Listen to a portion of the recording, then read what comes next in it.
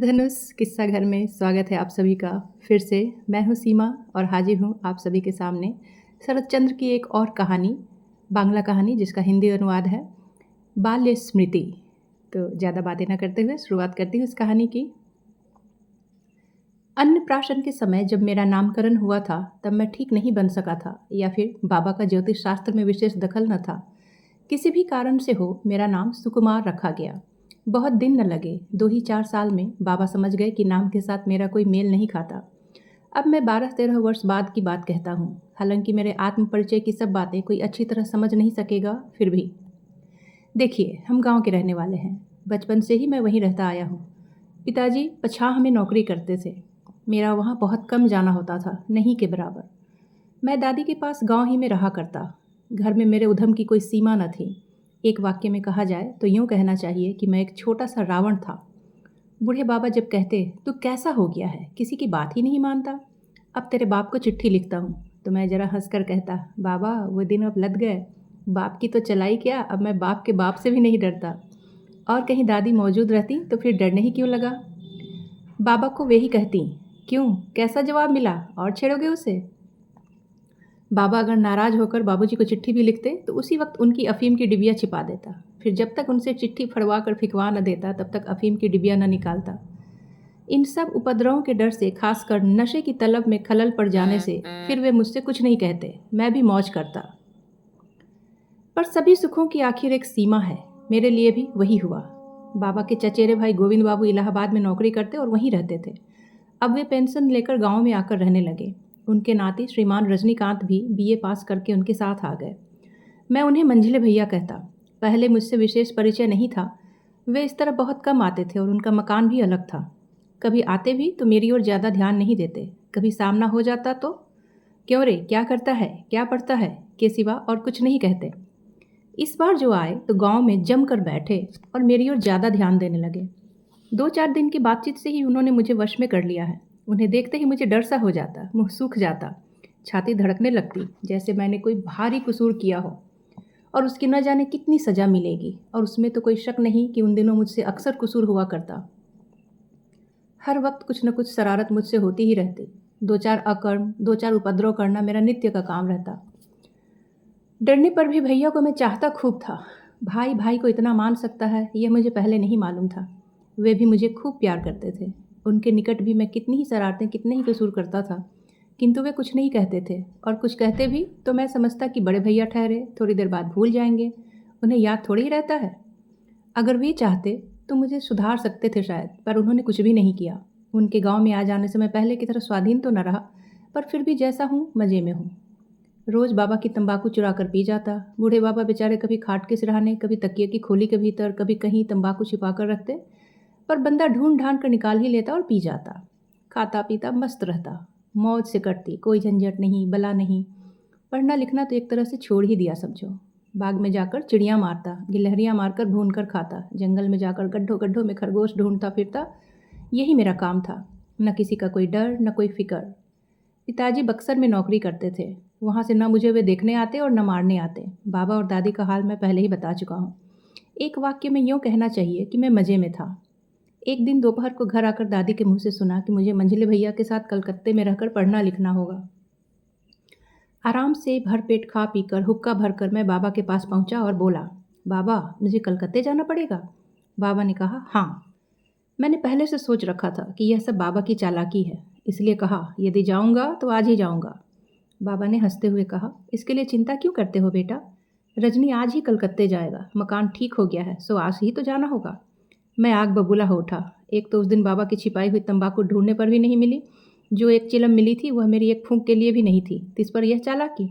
परंतु मैं ठगा गया था और अपने आप कबूल करके फिर पीछे कैसे हटूँ।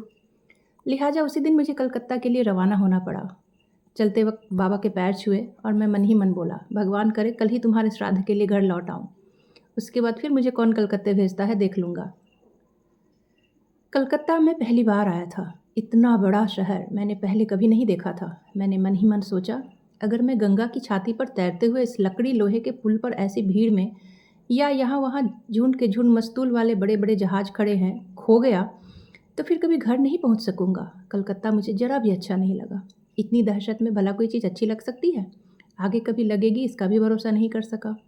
कहाँ गया हमारा वह नदी का किनारा, वे बाँसों के झुरमुट, बेल की झाड़ी, मित्र परिवार के बगीचे के कोने का वह अमरूद का पेड़, कुछ भी तो नहीं है।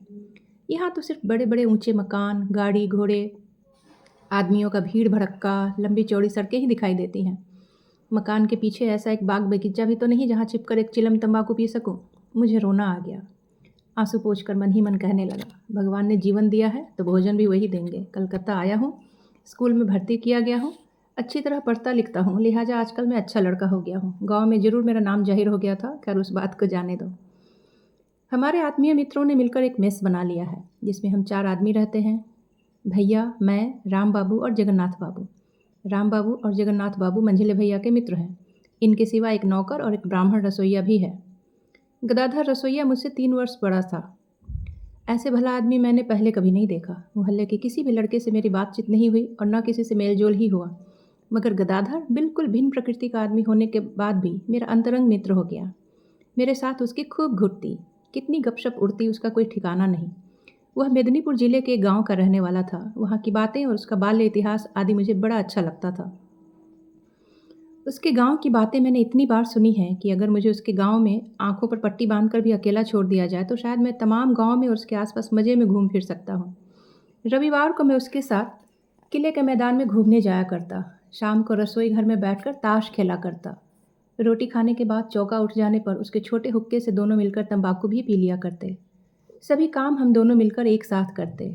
मोहल्ले पड़ोस में और किसी से मेरी जान पहचान नहीं हुई।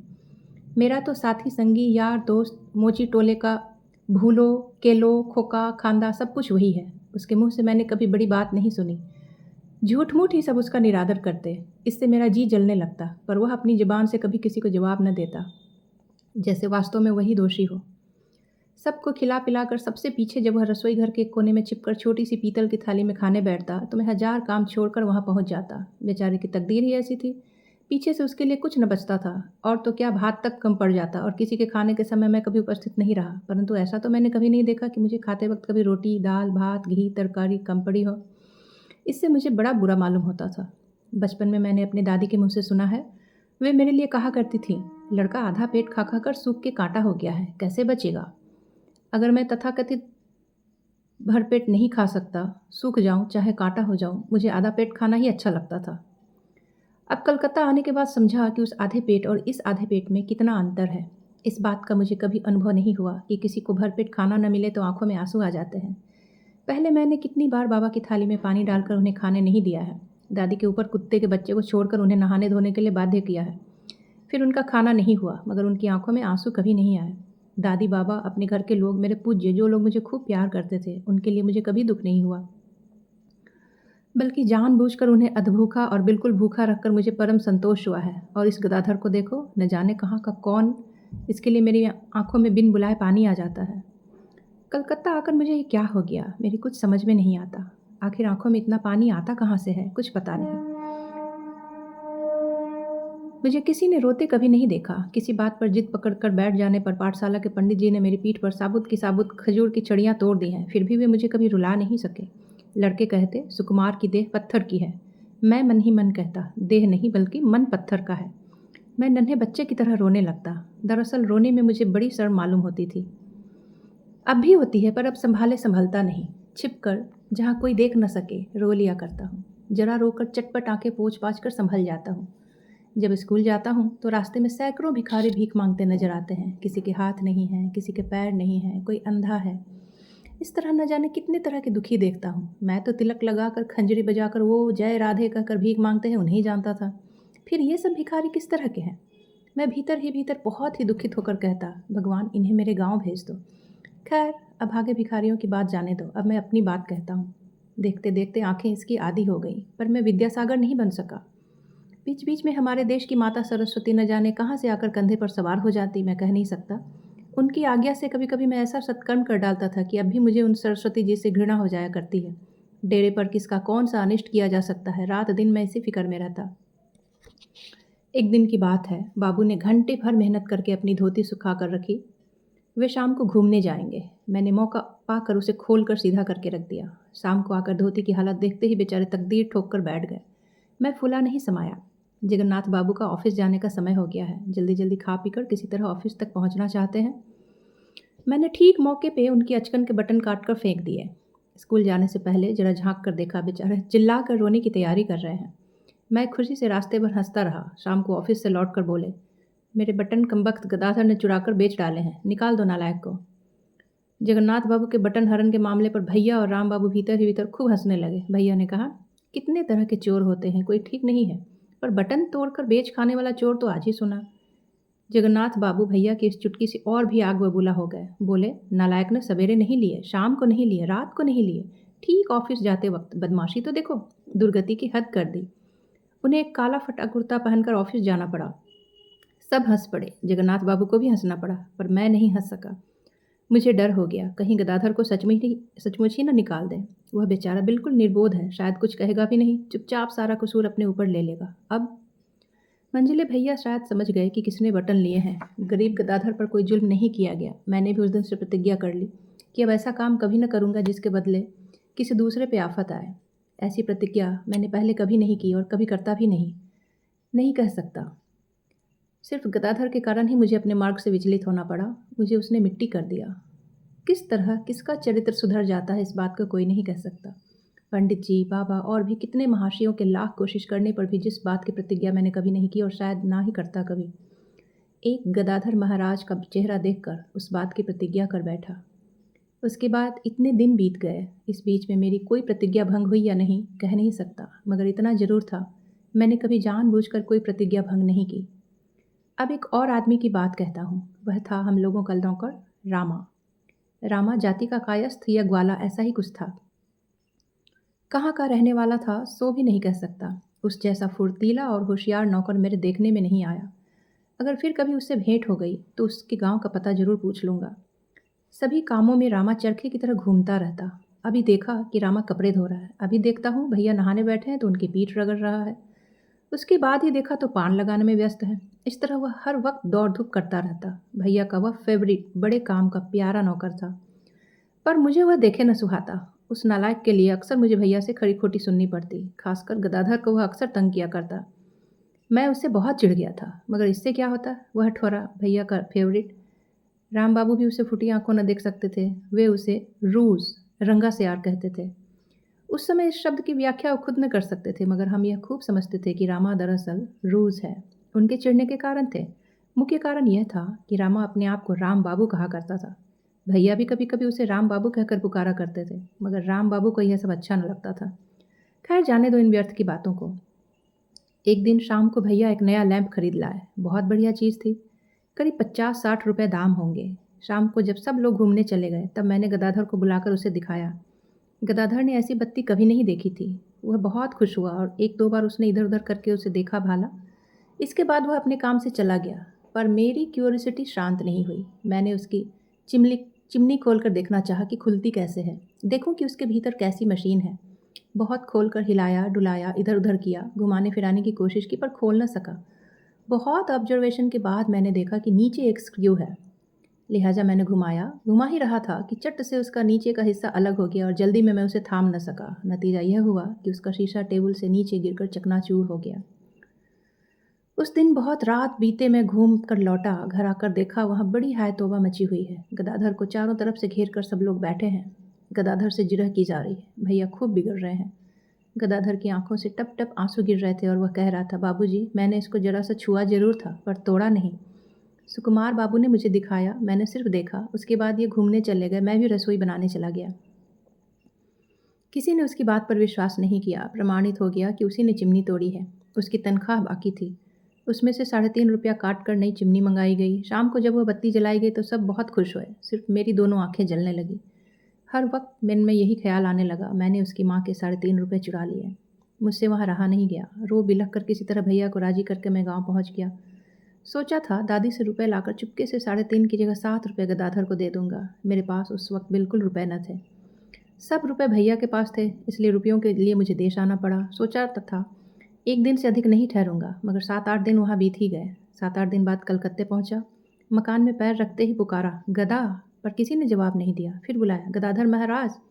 अब की बार भी जवाब नदारद। फिर कहा, गदा। रामचरण ने आके कहा, छोटे बाबू अभी आ रहे हैं क्या?